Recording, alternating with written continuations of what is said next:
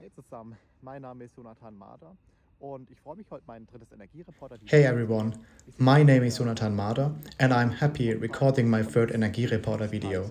eigentlich? Right Also, now I am sitting on the Energie campus of hat NTNU schon immer Trondheim, Wichtigkeit, also but es it's ist wirklich honestly essentiell. really cold here. Ähm, It's 12 in the afternoon ich and we habe in have meinem minus 3 ersten degrees Celsius Energiereporter-Video here, darüber so gesprochen, it's dass fresh. Norwegen Anyway, in my energieeffizient first ist Energiereporter und video, der I have Grund, talked about warum ich das Norwegian's bevorzuge, huge dass amount of renewables in Norwegen the electrical effizient energy mix. nachhaltig Furthermore, ressourcenschonend Norway is ist. high engaged in Also electromobility, kann man schon so sagen, at least dass you es can sich say for the effizient climate. That und sounds quite nachhaltig happy. anhört. Although this high engagement Trotzdem Norway hat exported in the Norwegen year 2022 Öl und Gas oil and in gas worth einem Wert 173 von billion euros. 170 That Milliarden made Euro investiert. 75% of the Das heißt, es ist Norwegian sehr export effizient and around und one es third ist of auch the kostengünstig. GDP.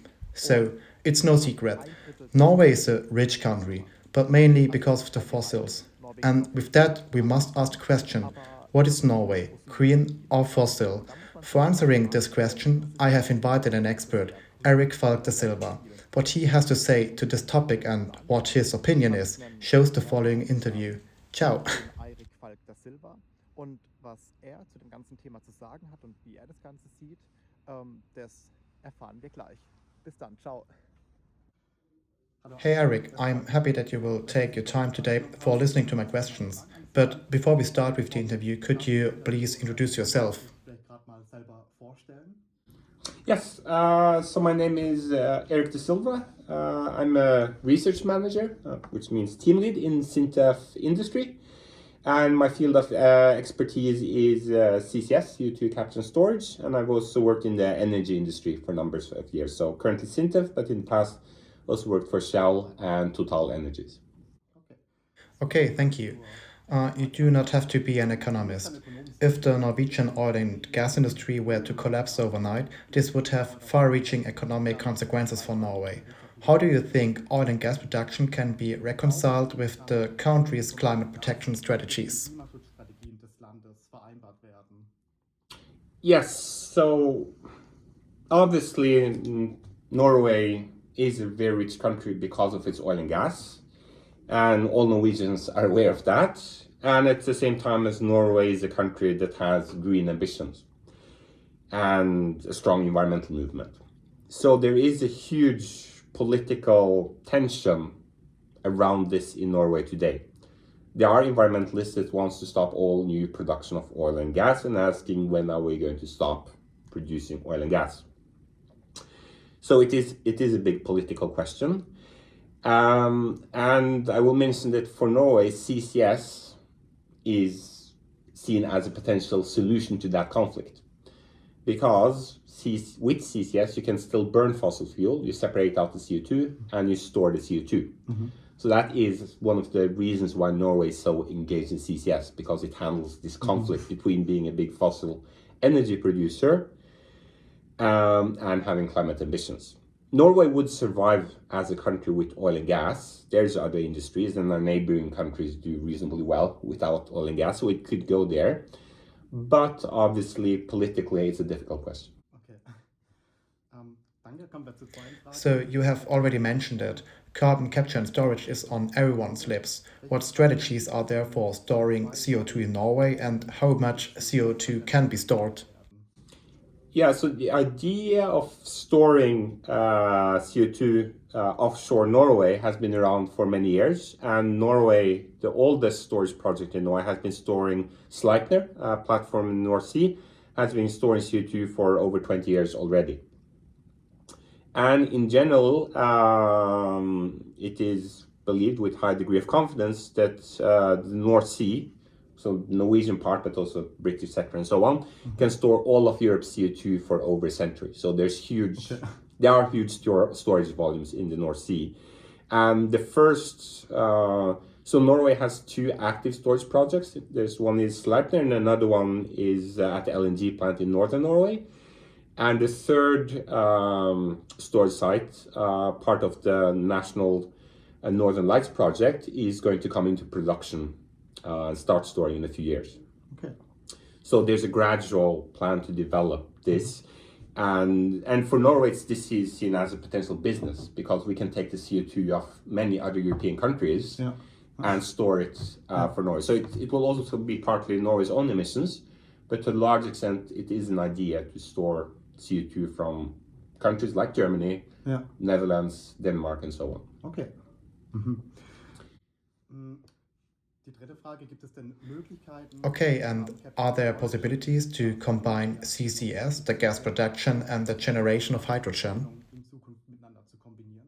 Yeah, no, absolutely. And so if you have natural gas and you want to avoid CO2 emissions, you have two options. One of the option is to produce hydrogen. So you convert natural gas to hydrogen and CO2, and you separate out the CO2 immediately. And what the hydrogen you get then is often referred to as blue hydrogen. And in that case, you can then transport the hydrogen, and afterwards you use that, and there's no CO2 emissions at use because hydrogen, there's no carbon left, and the CO2 goes directly to storage. The other option, which is a sort of competing option, is that you do conventional power production, still producing the CO2, and you do CO2 capture on the power plant. So you can choose between blue hydrogen CCS and post-combustion CCS on power plants, and then you have to store the CO2 after the power plant. So it's kind of a choice of what is going to be the cheapest option. Ja, okay. That is interesting. What happens to the stored CO2? Can the gas be reused as a raw material, for example?